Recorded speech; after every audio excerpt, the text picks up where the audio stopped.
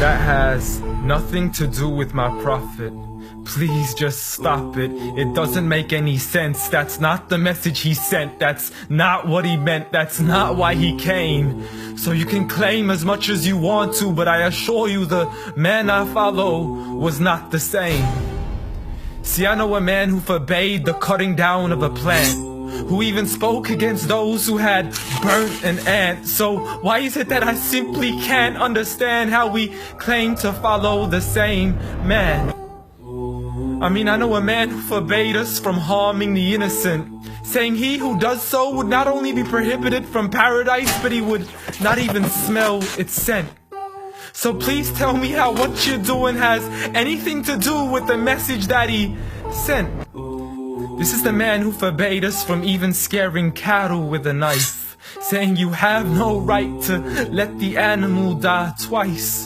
And when he was asked for advice, he'd reply, don't get angry, don't get angry, don't get angry, repeating it thrice.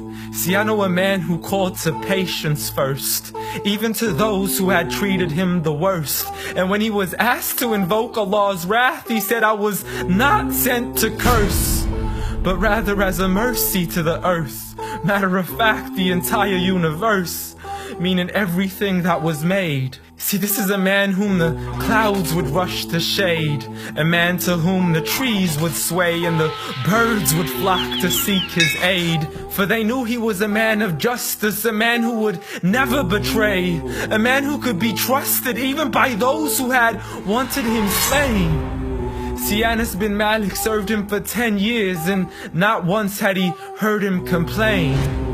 For he would never get angry for himself, but only for Allah's sake. And he never responded to evil with evil, but rather he pardoned and forgave. For had he been harsh-hearted, the people would have ran away. So what is it that we still don't understand when we claim to follow Islam, yet we fail to follow this man? I mean, I know a man who was so caring and compassionate, who said that there is a reward in serving all things that are animate. In other words, everything that breathes, whether it be the animals, the trees, and every single human being. I mean, if Allah called him Rahmatan lil Alameen, how dare you call him anything else that contravenes? See, this is a man who said that the Muslim was he who is soft, simple, and lenient. A man who taught us himself to be cautious from falling into extremism. See, he was never given two choices except he chose that which was easiest. Not for himself, but for his people and their convenience. See, I know a man who advocated for the freedom of the slaves. A man who taught us that the Muslim is the one from whom the people are safe.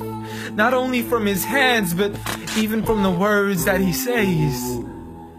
See, this is a man who would never mock, mimic, nor ridicule, nor would he ever publicly rebuke an individual. This is the man I follow, so forgive me if this sounds unusual. But the man I know was so much more handsome, so beautiful. A man who taught kindness to the neighbors, who taught us to serve others without expecting back any favors, to spread peace to those we know and even to the strangers, to walk with humility and to simply ignore the haters. But nevertheless, I know a man who still taught us to stand up for the oppressed, from the men, women, and children who call out to us in distress. I know a man who taught us to fight for these people, but by no means does this mean we have the right to transgress. For those who oppress have nothing to do with his name. So you can say what you wish to say and continue to defame his name, but at the end of the day, I assure you, the man I follow was not the same.